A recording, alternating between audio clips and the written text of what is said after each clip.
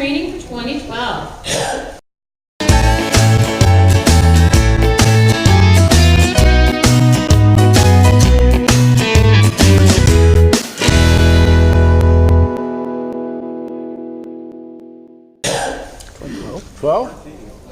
This is 14. 14, oh my goodness. Wake up!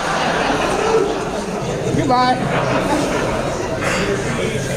You got her already. Need a little more Pepsi. What do you got in that water? We should have some volume. Hey, thank you, Brian Smith, for the very dramatic video introduction to our spotter training 2014. So thank you for coming.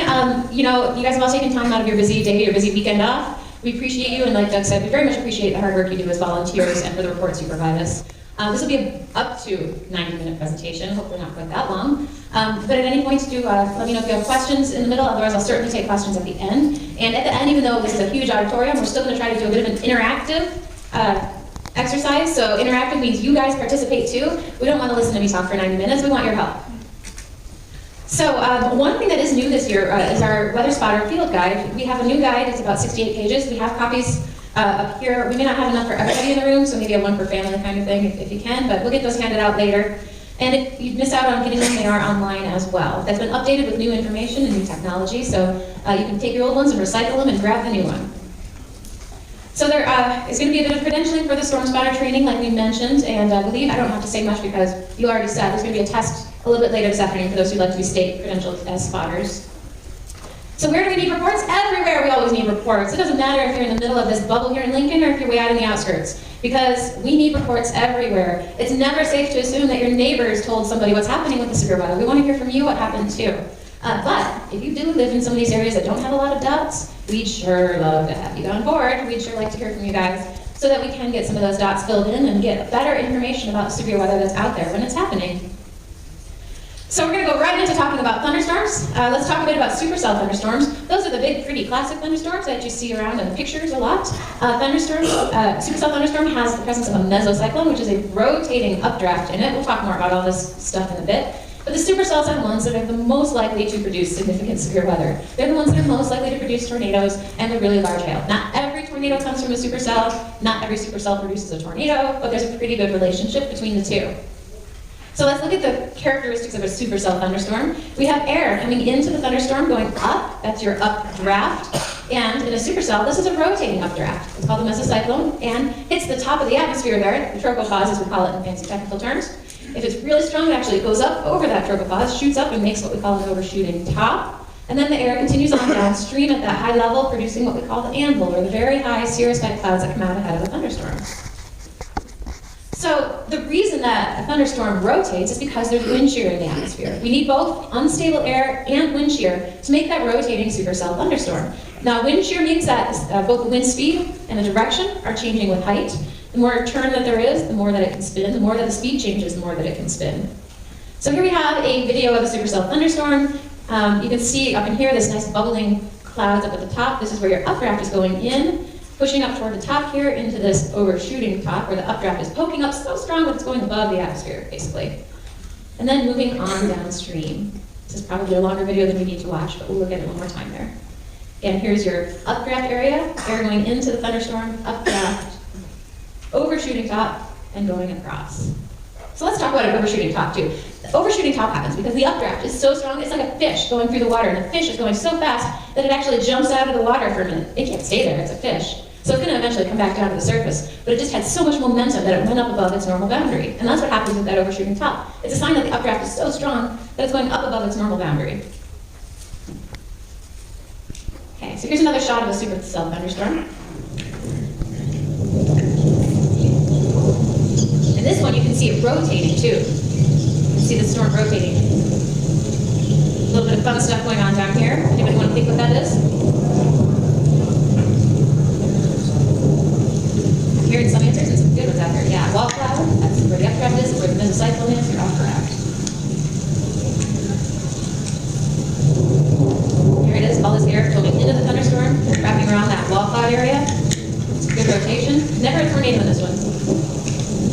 Lots of good rotation now.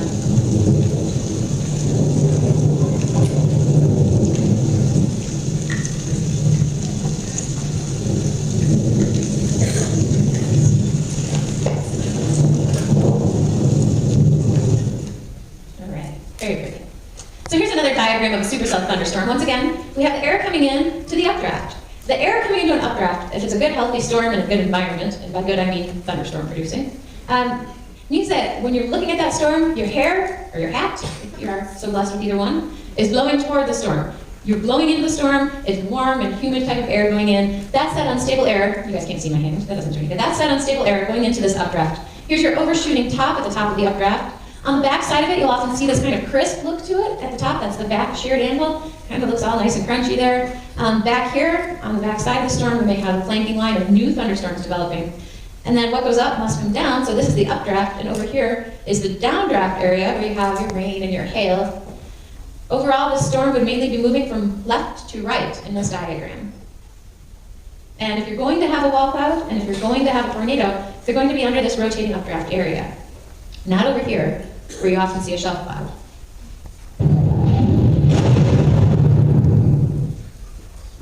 Lonely supercell. That's sad. Itself, just in this rear flank downdraft. So if you sit here too long and your X marks the spot, and all of a sudden the wind really gets strong for you out of the west, that's probably the RFD hitting you.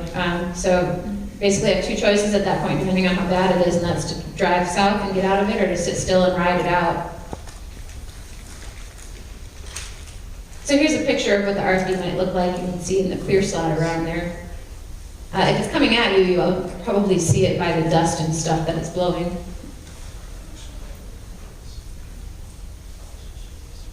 Okay, now we're getting to the good stuff, funnel clouds. Funnel clouds are not tornadoes. A tornado is not a funnel cloud on the ground. A funnel cloud is a funnel-shaped column of air. It's a column of air, condensed, coming out of the base of a cloud.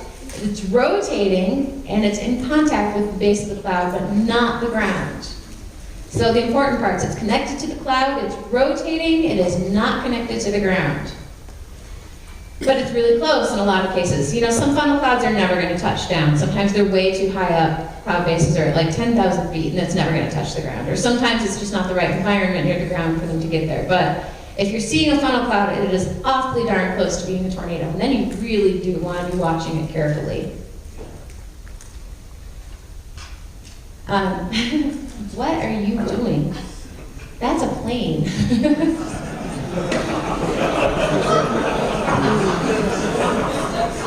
I'd like to know what airline that is. Yeah. Okay, so a funnel cloud is not a tornado. However, a lot of the times with a funnel cloud, you're going to start to see that condensation come down from the cloud. Start watching near the ground, because if you see stuff getting kicked up at the ground, even if you can't see a cloud connecting the two, that's a tornado. So watch the ground area really closely to see if it does start to kick up debris or dust or anything where the funnel might be reaching the ground and becoming a tornado. So a tornado is a violently rotating column of air in contact with both the ground and the thunderstorm base. It doesn't have to be visible cloud all the way up, as long as the air is rotating and making it. We talked about this a little bit in the last talk. There are 54 tornadoes per year in Nebraska for the last 30-year average, 48 per year in Iowa. Last year was a really slow year in Iowa, kind of slow year in Nebraska. By time of day, our tornadoes tend to occur in the late afternoon through the evening hours. The peaks are from about 2 to 7 p.m. But we have had tornadoes reported at all hours of the night, so it might not be as common, but it is still possible. In our part of the country here, eastern Nebraska to western and southwest Iowa, our tornado peak tends to be in June, followed by May and then April. Those of you who sat in on my last talk also know that that didn't happen last year. Last year we had a couple in May, we had a couple in March and early April, and then nothing. June, we had nothing here. And not until October did we get a bunch of activity, and then our number was like up here somewhere. Crazy spike. So just because it's the average doesn't mean it always happens that way, but it is when we want to have our awareness the most heightened. It's when we most expect these to happen. Now, here's one example of something happening outside of its usual season. Illinois' tornado season does tend to be a little bit more spread out than ours in Nebraska. but strong mid-November tornadoes are still not that common there. This night, not sticking around. Oh, we're all right, sit still.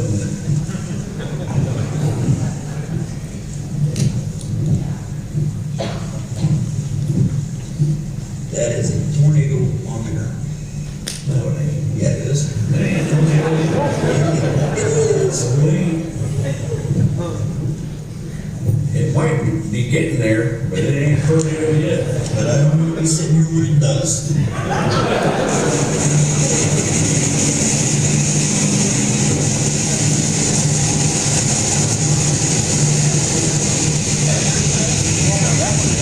Well, now it is.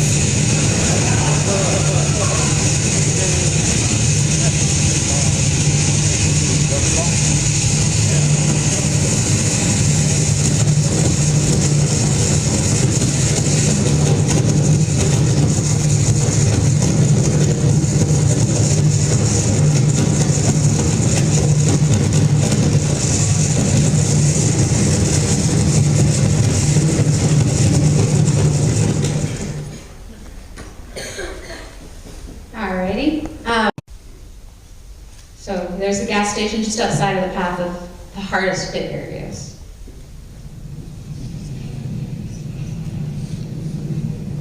So where's the tornado?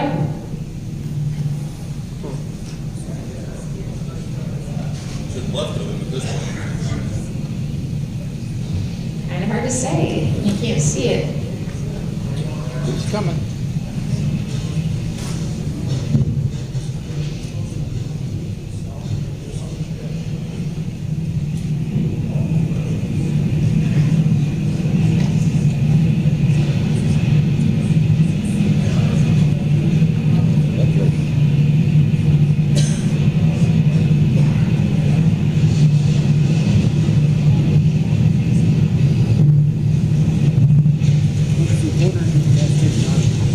At what point should he walk away from the window?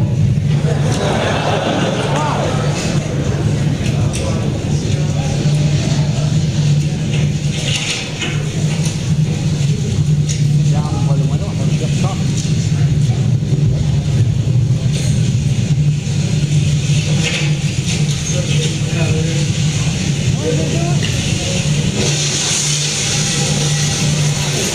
Now would be a good time.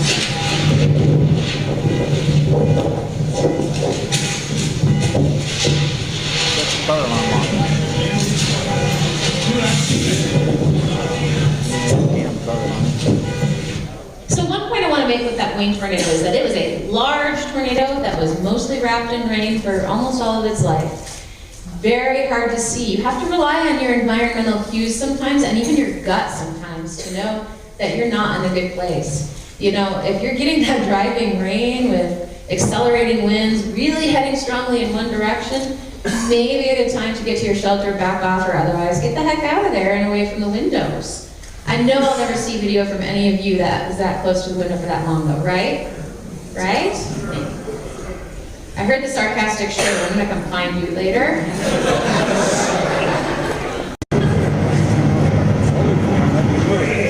I'm coming, honey. Bubba, hold up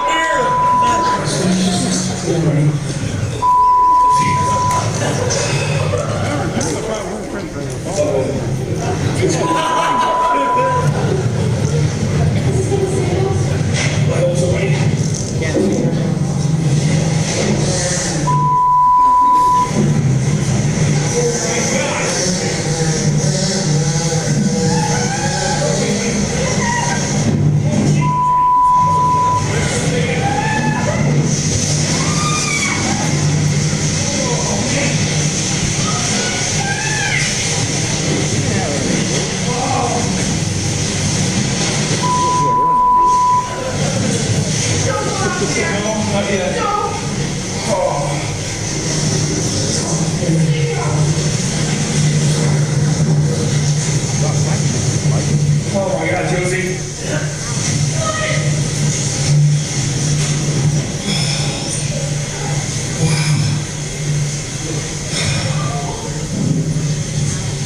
Holy moly.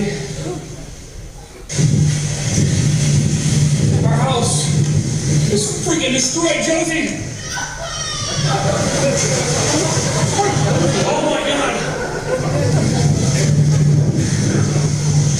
I'm in shock. I can't believe this happened.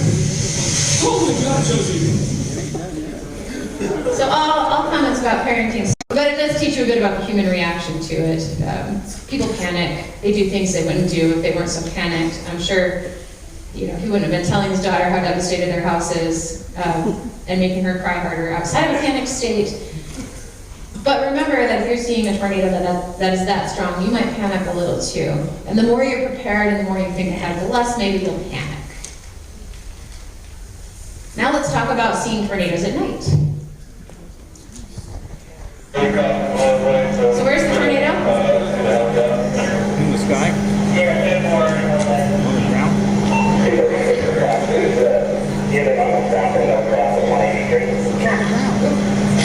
Which way is it moving? Quick. Yeah. Yeah. Can't see it. Looks like we're going south. And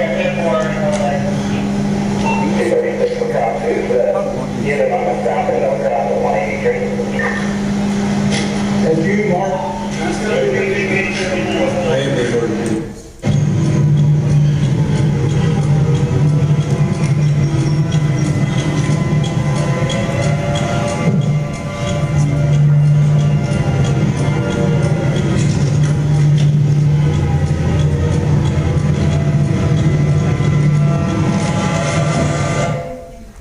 Yeah, night spotting a tornado is really difficult. You can maybe catch a glimpse of the funnel or the tornado if you catch it in the lightning, but it's really hard to get continuity on that. It's hard to see it evolving and moving. Is it getting bigger or smaller? Is it continuing to be on the ground or is it lifting? Is it touching down again?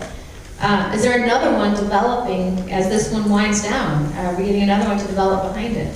All of these things make night spotting incredibly difficult, and unless you have to be out there, I would really encourage you to reconsider your choices of whether you spot at night or whether you chase at night. If you do see a tornado, please report it as soon as safely possible. Report it to someone. You can call us at the Weather Service directly. You can go through your ham network. You can contact 911 or your emergency operating center. Whatever you would like, whatever is the procedure for your area. But just tell somebody. Never assume that someone else already reported it, because a lot of people could be assuming that and that nobody reports it. When you do report a tornado, we'd like you to tell us where it is and also maybe a bit of a hint about which way it's going. For example, I'm sitting on Highway 77, 3 miles north of Interstate 80, and I see a tornado just off to my northwest by about a mile, and it's moving from west to east. And if you see damage caused by a tornado, please do report that as well. We get a lot of reports, no matter what the damage looks like, that everything is destroyed, everything is leveled. As accurately as possible is also important too. There's a big difference between a barn being leveled and a brick house being leveled. There's a difference between the roof coming off and the entire house collapsing. So we don't want to give a false impression of how strong or weak a tornado is in our reports either. We want to try to get the most accurate information collected, which is hard to do because you might be in that panicked state. That guy comes out and says his house is completely destroyed. Well, still his walls intact. It's not so bad. It's bad, don't get me wrong, but the level of damage is not to the flattened to the ground level there. So it was produced 3 in the morning. How's that for a pinpoint accurate forecast? Highest tornado threat.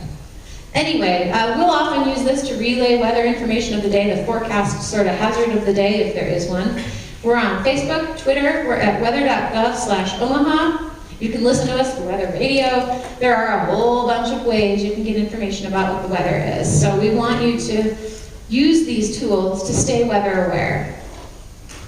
So now we're going to do a little bit of role playing. This is another interactive part. Imagine you are at X marks the spot.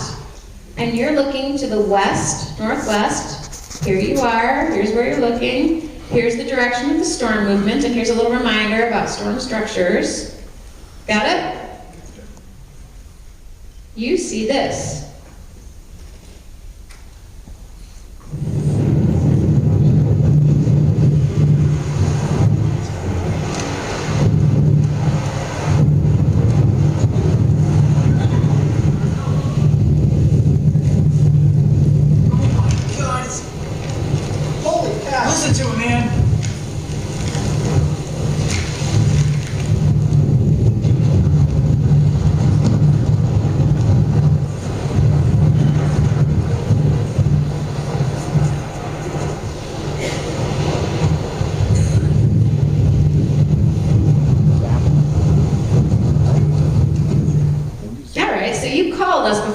and took all those pictures, right? This is actually our forecast office here. That's our operations floor. We keep all these TVs so we can look at the local stations and keep an eye on what they're reporting too. But anyway, we want you to call us. So, phone rings, I answer the phone. Hello, National Weather Service, Omaha. You're going to tell me, first of all, what? You are a... Don't panic. Yeah, it's number 2. Don't assume someone already called us. We're going to do number 2, sorry. So here we are. You're going to report who you are. Great. What do you see? Tornado. Yes. Where? Let's see how good your memory is from that map.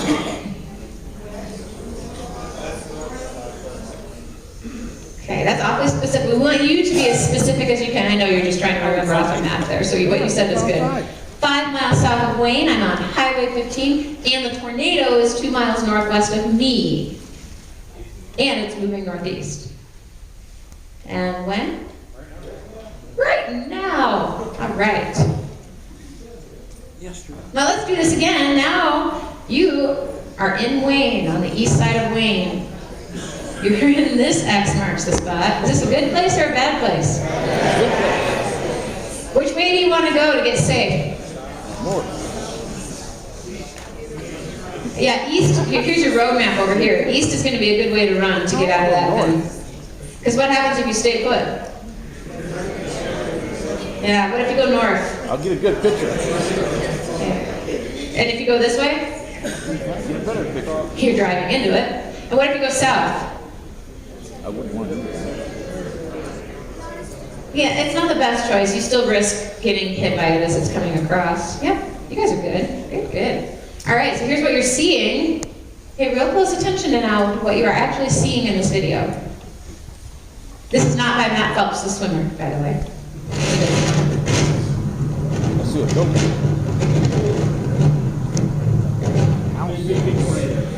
Yeah. Stop sign. Huge tornado! Get inside! Where? You see a tornado, Mikey? I haven't.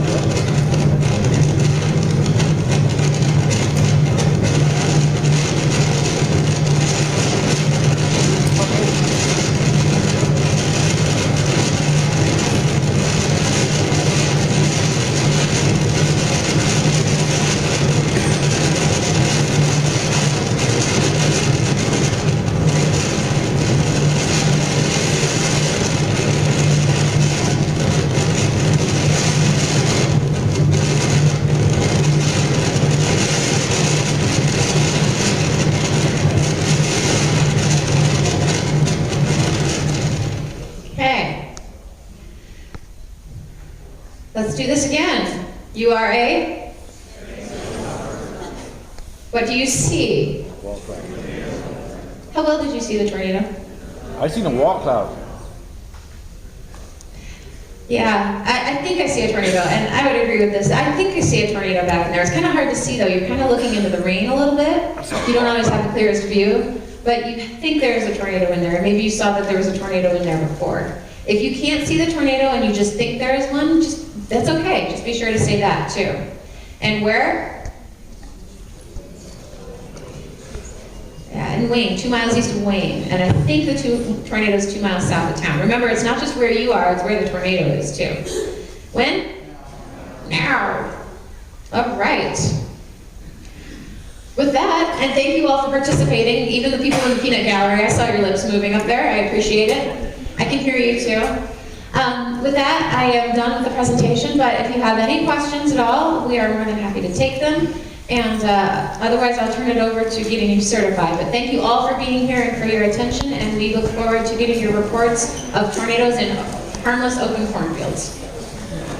Thank you.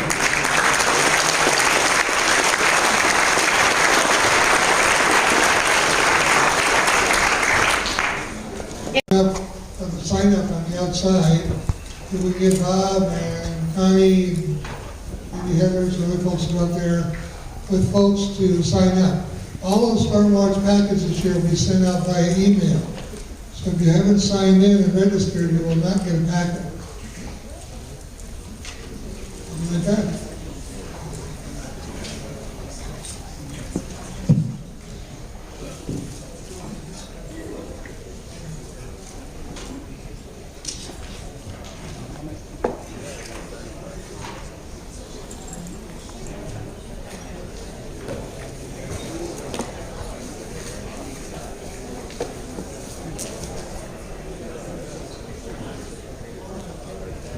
All right, we're gonna go in 1 minute.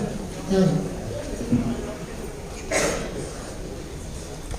See, this shouldn't take long. First of all, I want to introduce to you Mark Hosking, if you've not met Mark. And if you're not in the EOC for any reason, you've seen Mark. Mark's been working with Doug for a number of years. He knows what we do and how we do it. And this is Mark Hosking. Pardon the accent, but I'll do sign language to help you understand what he says. Well, guys, ladies and gentlemen, thank you for doing what you do. Every year we rely extremely heavily on your training you have here, the time that you invest, and how you go about doing such a professional job for us in Lincoln, Lancaster County. Reynolds didn't tell me I was doing this, so you have to excuse my stuttering. But every year you have tornadoes, we have the threat of tornadoes coming through the county and the city. And you guys go out, you brave the elements, and you report back through the EOC and let us make those calls and keep the people safe. And it's an invaluable asset that we have.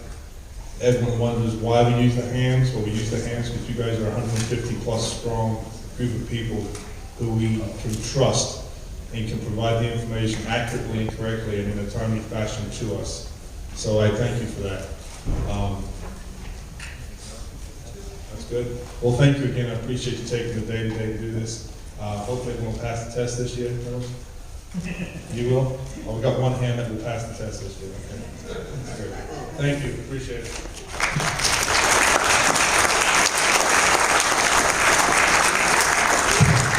The reason he passes the test is because he's grading them, he tells me. He cheated. All right, Connie says that the tables are all put away now in the outer area.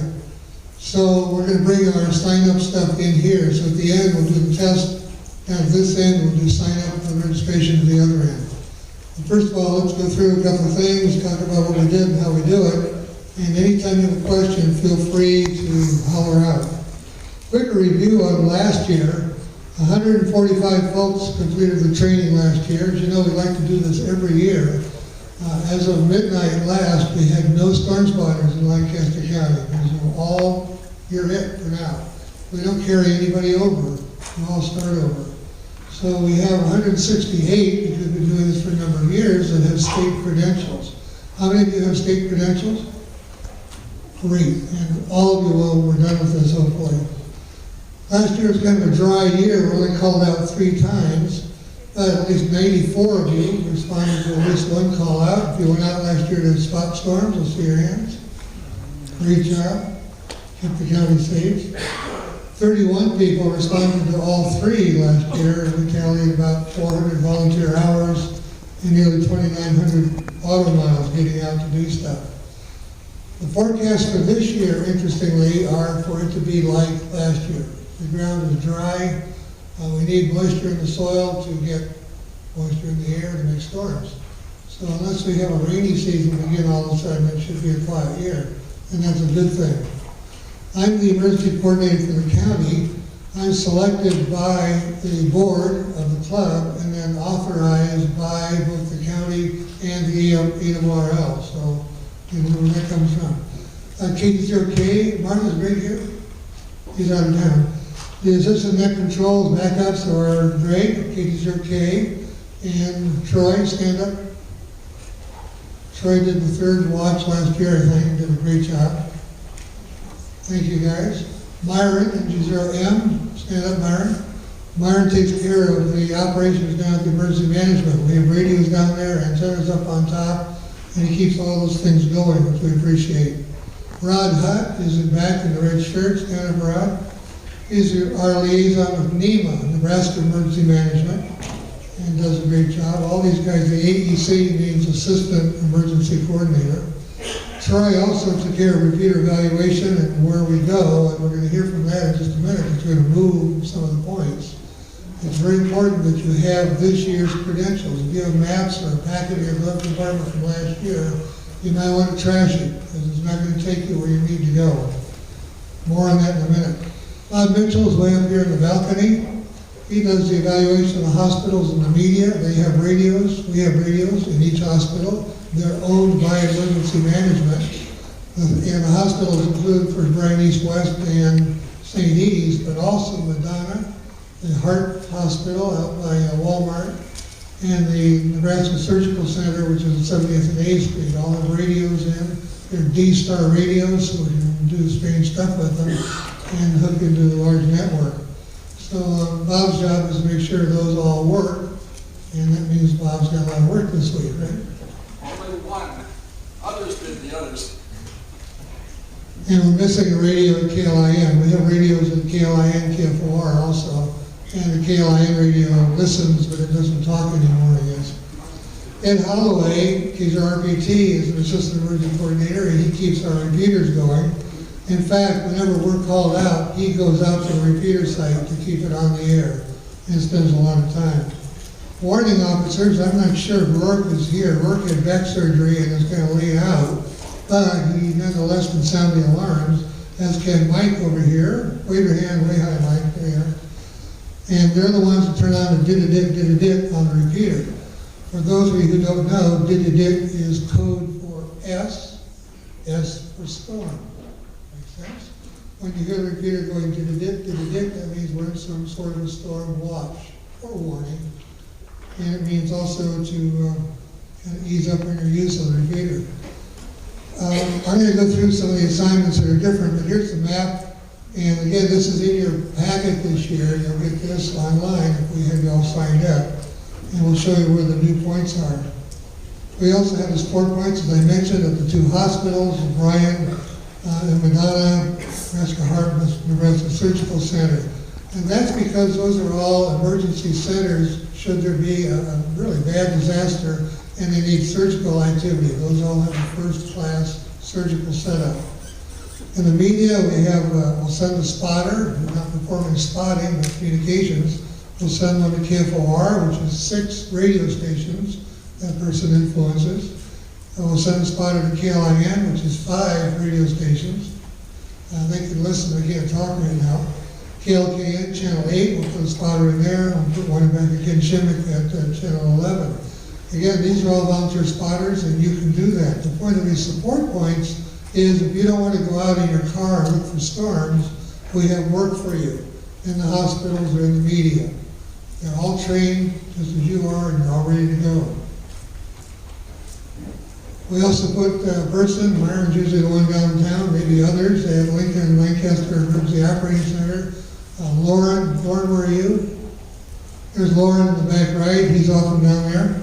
And we do our nets split site. They're down there doing things that involve emergency management. The net calling is done outside of there because of the noise, the background is very disruptive. So we do a split site deal, and they're all hooked together, which is kind of cool. But if you want to come over and watch a net being called, it's usually called from my basement and come on over. We have a spotter, again, an information giver at Lincoln Airport and the security there. And your packet will show you how to get out to all these places and how to get in to all these places. We have a spotter at the National Weather Service. They usually come out of Omaha to help us out. It's an hour's drive from right here up to the National Weather Service, so we pull folks who are already close by. And we also have a station set up at the University of Nebraska Police, and its call sign is M0UNL, surprisingly. We'd like you to set your cell phone up for watches and warnings. Most of us use the KOLN TV system, although I think there's many more of them now available. But so you get paged in your pocket or wherever you are whenever a watch warning comes out. We'll also use cell phone texting, so I can send a message out to all of you when we're called out. And that's why in the sign-up sheets, I need to know your carrier, Sprint, Verizon, whomever. So it's very important to fill out the sign-in sheets completely. We'll do that only if you want to be paged that way, but I think too much information is good, in this case, to know that the spotters are out. You may be working for an employer who doesn't want you to go out. You're getting paid to work, he wants you to work. But nonetheless, you can tell your employer, hey, by the way, the spotters are out. So he might want to do something internally to warn employees that bad weather's coming. So I really encourage you to get the weather alerts signed up and in your cell phone or Android, whatever. So, lots of miles here. Troy at the game. Tyler, where he is, Jennifer Wade. These are BSA. These are G&D's main. These are MUVET.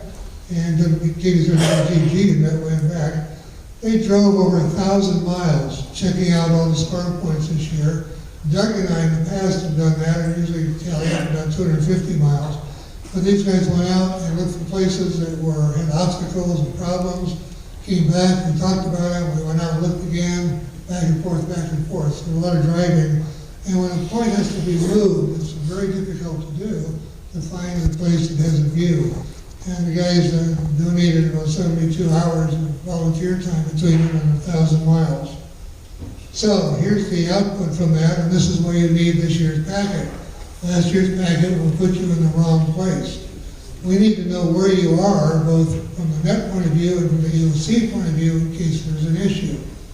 All right? If you stop transmitting, we'd like to know where you were last, where you were transmitting. Sorry? Oh, well, that's fine. Your packet will have a new map in it. So we have several changes here, and I'll just review them really, really quickly. They're more complete in the packets.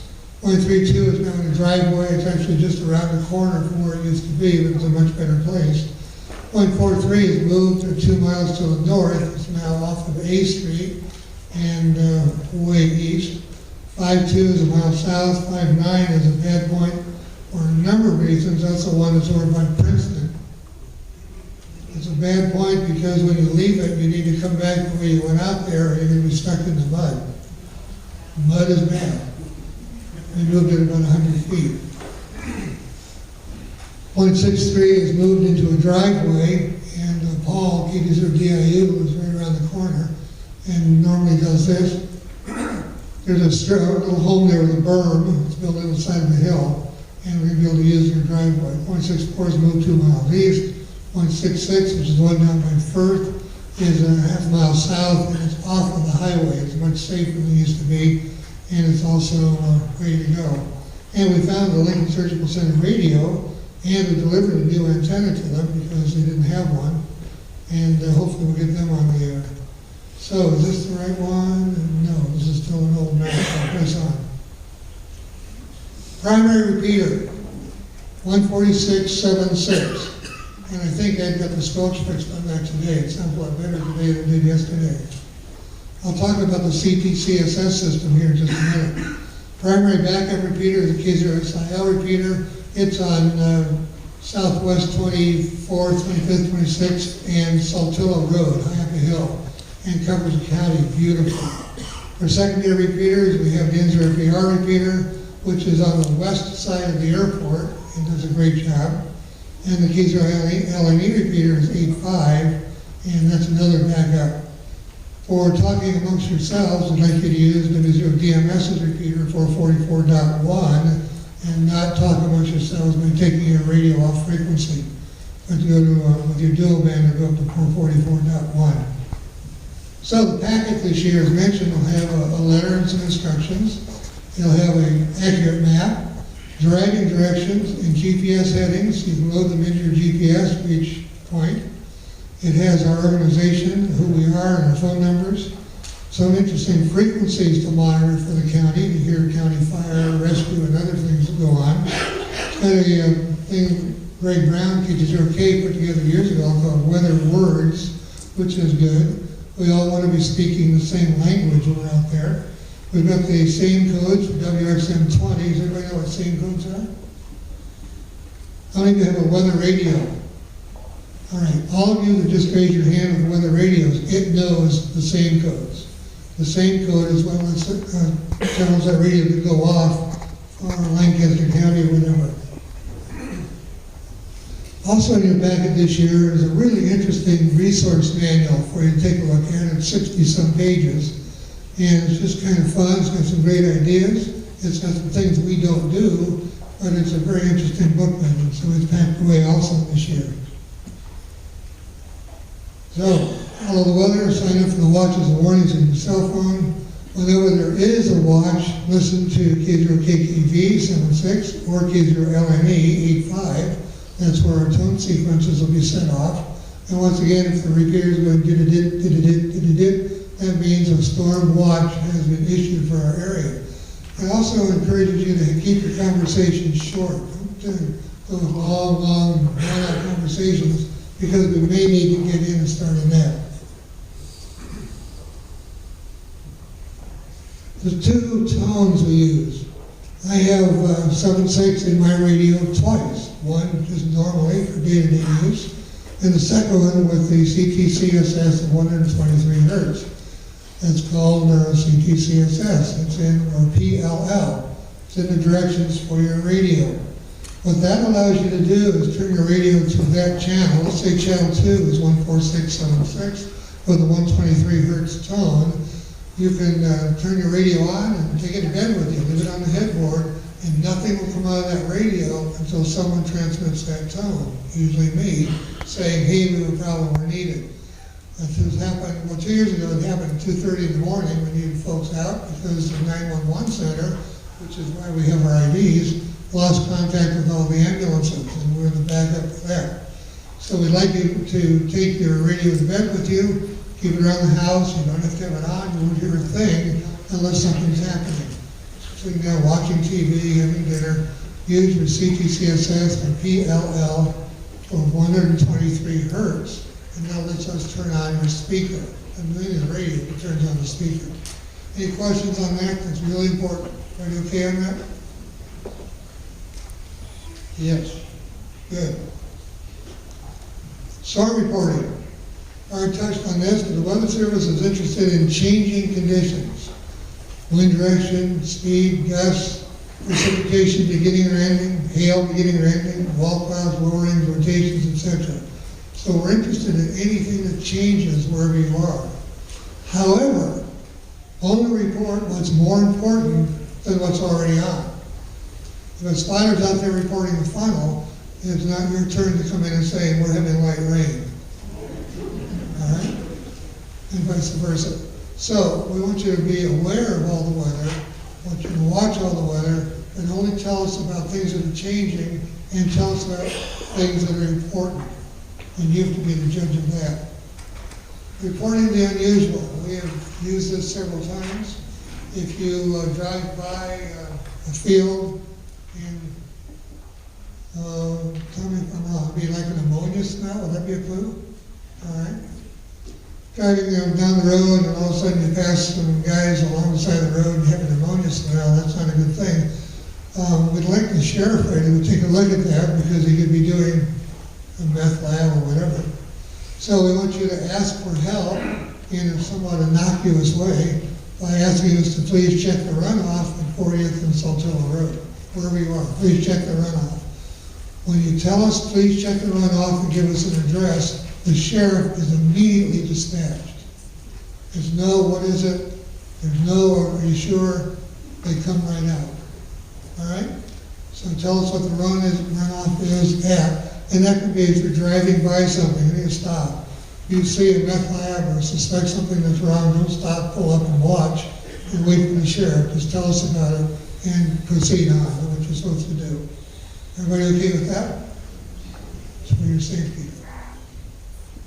And we've had some called in that turned out to be bad things, so that's a good thing. When you are out weather watching, don't bring the family. It's not a picnic. We want you to be watching the horizon, not watching the kids.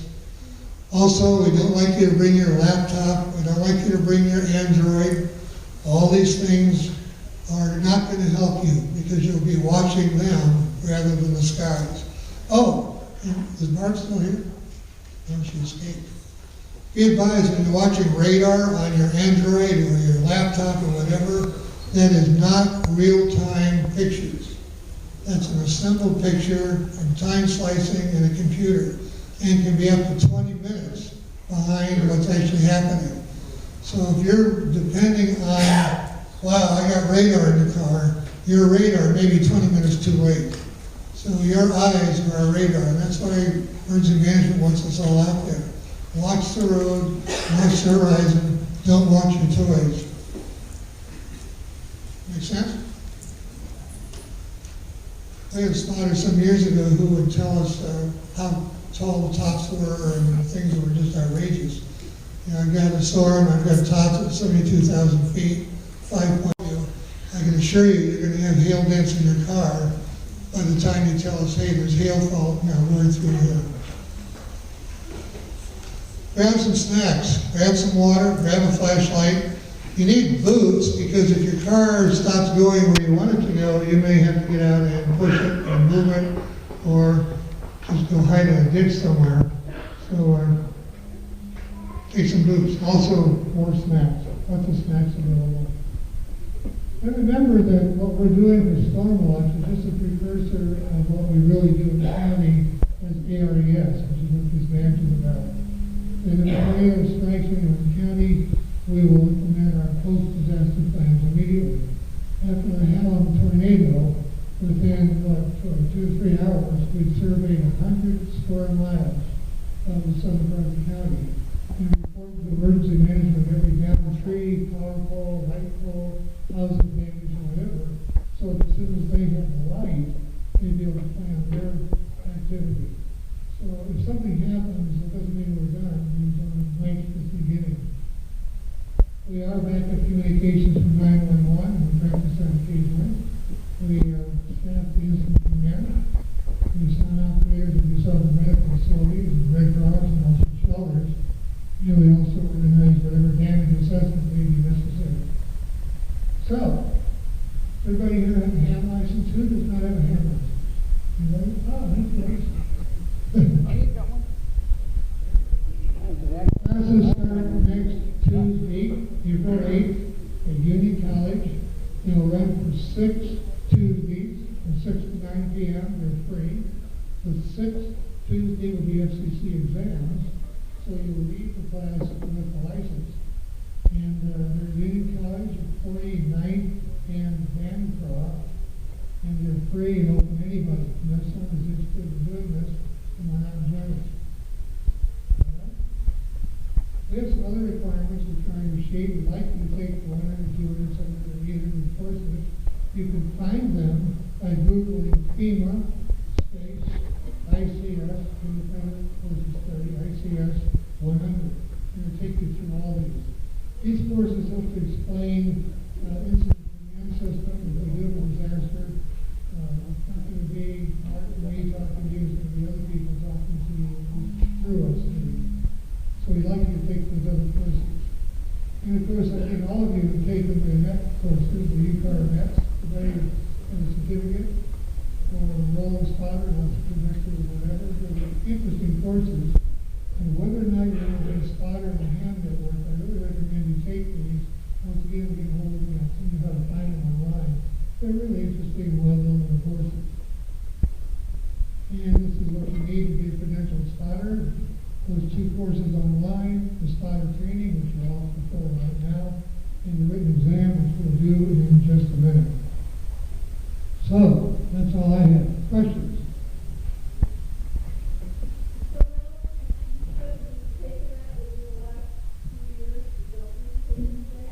Our credentialing is good for 3 years.